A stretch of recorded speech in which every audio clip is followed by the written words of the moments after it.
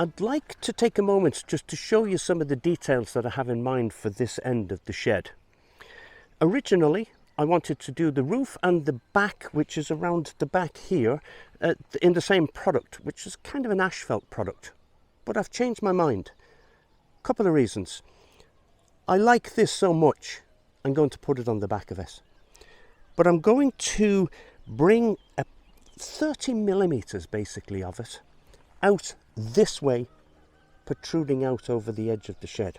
Now normally you would have a shed, it's good practice to have a corner where the corners just meet together, or you can have a corner angle iron or something covering it. And I know that this is supposed to be this way, or it will be this way, but just by way of explaining it, allow me to do it this way. So if I come out about 30 millimeters out this way, from the face of this when it's on and finished, I think that detail will look super sharp from anywhere around here. It's done in the Shoshugiban, so I don't have to treat it or anything like that. And I'll do a lath and batten technique the same as the door, which is the wider piece of wood here and then a smaller piece of the same material over the joints. That allows the joints to expand and contract, to move, and will also allow a little bit of ventilation to the back of it. But I think it'll look super sharp, which is the kind of look that we're going for. Now I know that you might think to yourselves, well, isn't it a little bit too much detail to go into a shed? But that's what I want. So I've fixed the vapor barrier onto it here, and I've wrapped what was the back barrier around the corner here, and over the top I brought it down so that if any moisture does get in or does a sort of form at the back of it, that it runs down and runs out through the bottom. That's the whole idea of this. It's also very good for a little bit of wind. It's not a complete barrier for wind, but it helps. Against the insects, it's not a thing that's really going to give it any sort of protection, because most of them, especially ants will just get in there anyway. There's no stopping them.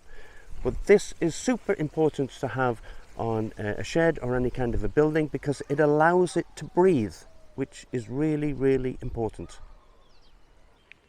I've also braced and plumbed the shed on the two corners, so now we're basically ready to put on the siding. I've sighted in 3 level points with the laser. I had to do that when it was a kind of a little bit darker, because it's difficult to see the red laser when there's so much sunlight. But it's super important too to have the first one right, because then the rest of them just sit on top of it. So this is a view of the back of the shed where I will put the lath and batten Shoshugiban. And then this is the side of it where I'll put the TGV sheeting. So this is the area that we're concentrating on at the moment. I'll measure in about 50 millimeters there. And then I'll scribe it.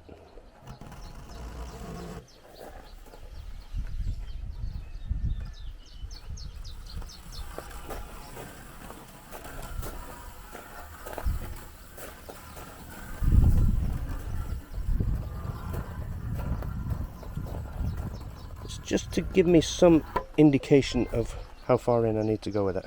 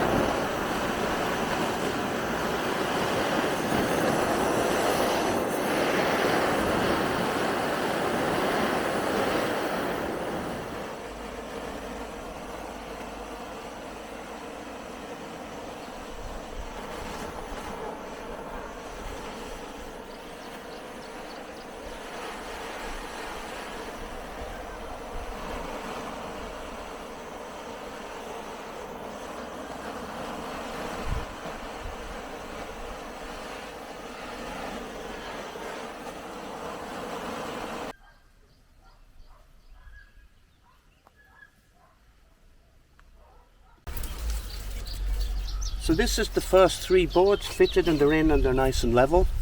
And this is the detail that I was looking for here with the Shoshugiban, with the siding to the side of it.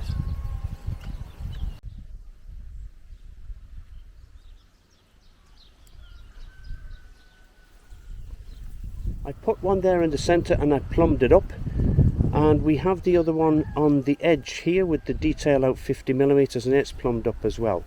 And what I've done is I've divided the gap that's between the 2 of them into 6 equal parts, and I'll put the 6 pieces of wood up. That will leave them with roughly a 15mm gap, which is good because then the wood will be able to expand and contract, and it will also allow it to breathe.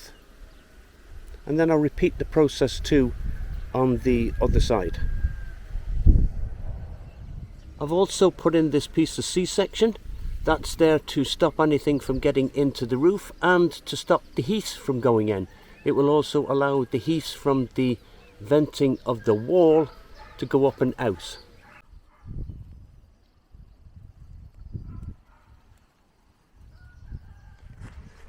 This is the vapor barrier that we use on the outside of the buildings and on the outside of the shed to allow it to breathe and to stop humidity and moisture and everything building up inside of it. So I understand that bit of it, but there's a test that I want to do on this.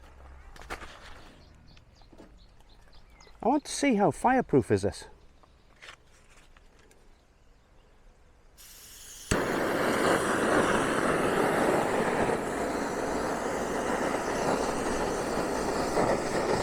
Okay.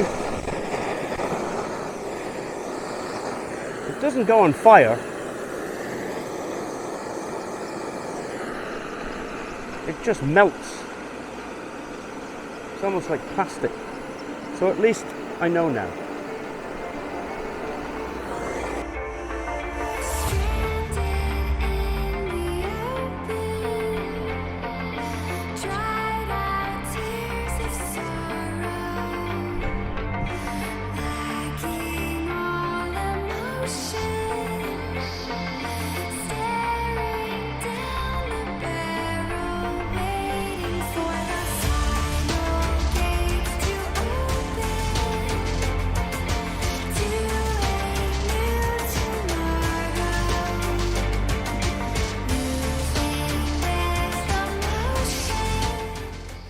I have finished the vapor barrier to the outside, and it's what I refer to as a dry build. So there's no rain after getting in there, no moisture.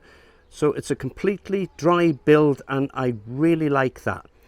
Now, with me changing my mind about the material that I was going to put onto the back, I was originally going to use the same product on the roof as the back. It would have been very quick, it would have been a lot cheaper, but I wanted that Yakashugi look to the back. It looks really sharp and I really am happy with it. But I've run out of materials. So now we have to trek and get more materials. I also have to Yakashugi the outside of it, so it takes a bit more time, but it's worth it in the end. And I've been told that it's not all about the shed. And this is true, because all work and no play makes John a very dull boy and me not very happy. So our local community over the next 2 days are running a festival called Ruta de Tapa. So their idea is that you start off in one village and you work your way around a number of them, and you try a tapa and a vino tinto or a cerveza or, God forbid, a water. Or both. Or all 3 of them. And it's really good because you get to try the typical Canarian food, and it's incredible, and the atmosphere is amazing. Everybody is so friendly and so nice. It's just and the wonderful. Sun is shining, obviously. Yeah. Well, thank you guys for watching, and hey, if you did like the video, give us a thumbs up, and if you wish, subscribe, please. See you in the next one. Thank you. Bye.